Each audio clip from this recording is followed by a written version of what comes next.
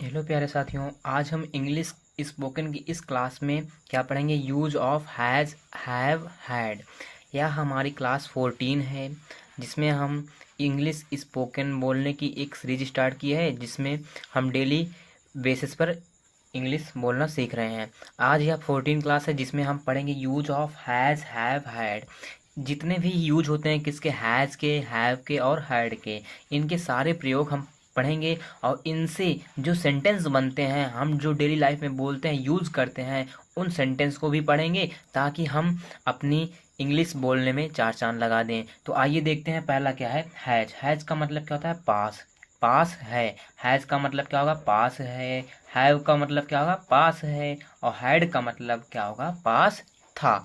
तो हैज किसके साथ लगेगा? ही, सी, इट। जहाँ भी आपको यह दिखेगा थर्ड पर्सन, तो वहाँ पर आप हैज लगाएंगे इस प्रोनाउन के साथ, ठीक है। और आपको आई, वी, यू, दे, ये क्या है? प्रोनाउन है।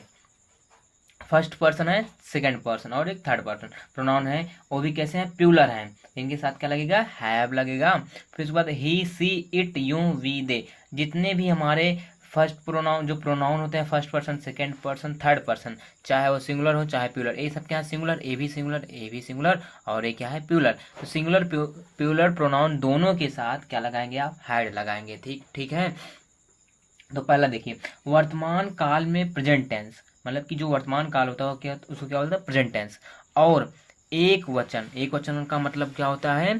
Singular subject. सिंगुलर सब्जेक्ट के साथ हैज का प्रयोग होगा। जैसे हमने यहाँ पर बताया कि आपका अगर वह टेंस प्रेजेंट टेंस में है और एक वचन कर्ता मतलब सिंगुलर सब्जेक्ट है, तो उसके साथ क्या लगाएंगे हम? हैज का प्रयोग होगा। और प्यूलर सब्जेक्ट के साथ क्या होगा? हैव का प्रयोग होगा, जैसे हमने यहाँ पर अभी बताया है, ठीक है।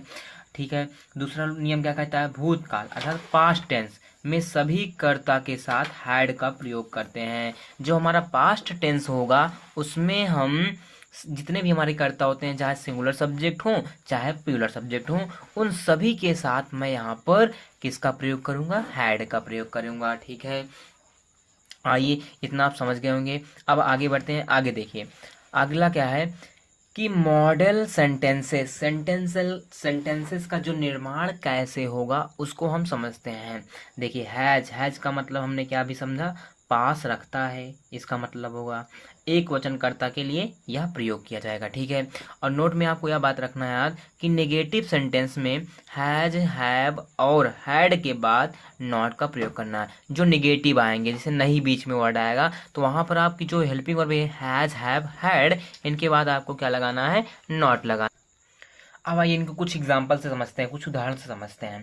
जैसे एक सप्ताह में 7 दिन होते हैं, मतलब कि एक सप्ताह में 7 दिन होते हैं। तो एक सप्ताह की इंग्लिश क्या होगी? A week. क्या अ वीक क्या है? सिंगुलर है, तो उसके साथ क्या लगा? हैज। और यहाँ पर टेंस क्या है? प्रेजेंट टेंस है होता है, तो कौन सा टेंस होता है? प्रेजेंट टेंस होता है, तो इसलिए यहाँ पर क्या लगा? हैज। कितने दिन? सप्ताह में 7 दिन। सात की इंग्लिश क्या होगी? 7 दिन का डेज। तो अ वीक हैज 7 डेज। हम इंग्लिश में कैसे बोलेंगे इसको? A week has 7 days. दूसरा क्या है? दूसरा, मेरे पिताजी के पास एक शानदार मकान है आया, इसका मतलब प्रेजेंट टेंस का है।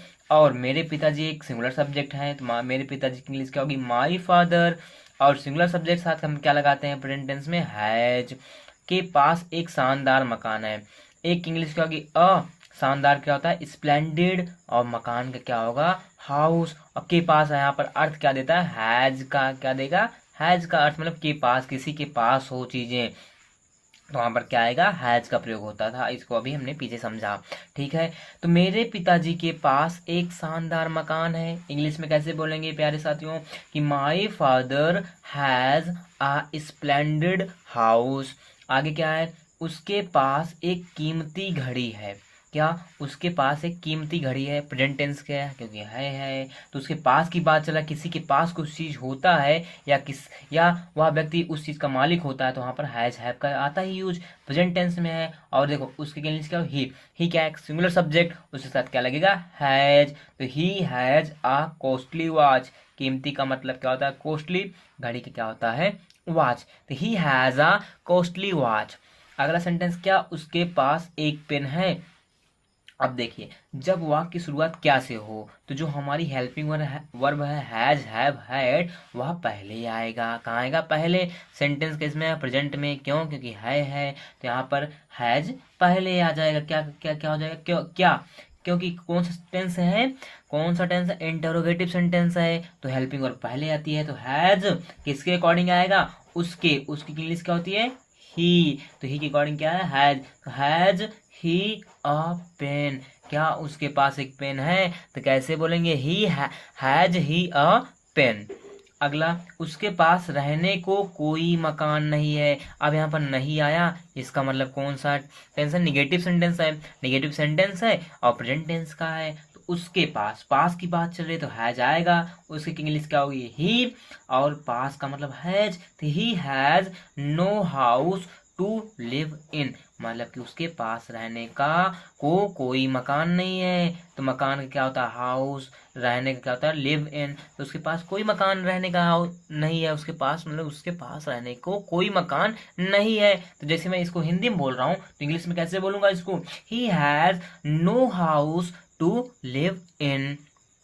ठीक है, आगे देखिए, क्या उसके पास एक पालतू कुत्ता नहीं है? नहीं आया, इसका मतलब नेगेटिव सेंटेंस है। कॉन्फिडेंस है, प्रेजेंट का भी है। तो अब यहाँ पर क्या आया? पहले क्या आ गया? अब उसका क्या होता है? उसका इंग्लिश क्या होगी? ही। तो ही की अकॉर्डिंग क्या आएगा? हैज। तो हैज ही, फिर उसके बाद देखो शब्द के बाद क्या लगाना है यहाँ पर? नॉट। तो has he not a pet dog. पालतू का मतलब क्या आता है? पेट। डॉग मतलब कुत्ता। तो has he not pet a dog. आप लोग इस सेंटेंस को ऐसे प्रैक्टिस करिए ताकि आप की जो हैबिट हो डेवलप हो धीरे धीरे, तो आप भी इंग्लिश धीरे धीरे बोलना सीख जाएंगे। तो इन सेंटेंस को आप फिर से आप दोबारा बोलने की कोशिश जरूर कीजिएगा। आइए अब आगे देखते हैं। अब देखते हैं हैव का प्रयोग। हैव क्या पढ़ेंगे? HAV हैव का मतलब क्या था? पास रखता है। इसका भी मतलब क्या होगा? पास रखता है। और एक किसके लिए यूज होगा? बहुवचन कर्ता के लिए। ध्यान रहे किसके लिए? प्लूरल सब्जेक्ट के साथ। तो एग्जाम्पल से समझते हैं, उदाहरण से। मेरे सिर में दर्द है, मतलब कि मुझे दर्द है, मेरे सिर में दर्द है, मेरे सिर में दर्द है। तो इंग्लिश में क्या बोलेंगे? I have. अब देखिए आई आया, आई क्या होता है? सिंगुलर और प्लूरल भी होता है, तो आई के साथ क्या लगेगा? हैव। क्या लगेगा? Have. I have a headache. इसे क्या बोलेंगे? हेडेक। तो आई हैव अ हेडेक। मेरे पास एक मनोरंजक पुस्तक है। तो मेरे पास है, किसी के पास में देखो पास रखता है, इसका मतलब उसके पास पुस्तक रखता है अपने पास, तो उसके लिए क्या आएगा? हैव का यूज। और मेरे की इंग्लिश क्या होगी? आई के साथ क्या लगेगा? हैव। आई हैव एक मनोरंजक पुस्तक है। I have interesting book. यहाँ एन क्या है? एक आर्टिकल है, और यहाँ पर आई एन, तो यहाँ पर इंटरेस्टिंग पढ़ने से क्या ओवल का साउंड आता है, तो वहाँ पर आर्टिकल लगाते हैं। जब मैं आर्टिकल पढ़ाऊंगा आर्टिकल, तब हम जानेंगे अच्छे से। तो I have an interesting book. अगला क्या है? मेरा कोई भाई नहीं है। तो आई, मेरा इंग्लिश क्या होगा? आई।